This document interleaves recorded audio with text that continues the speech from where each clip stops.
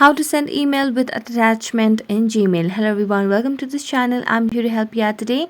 So without any delay, let's get started. Now first of all, on the Gmail application on a device and make sure you are logged into your account. Now tap on the compose icon at the bottom right corner of the screen and simply select the email ID that you'd want to send the email over here. So let me just enter the email ID and let's write the subject over here. So let's just write as project, and here you can simply compose the email. So let's just compose the email. Okay, please find the attached file for better review.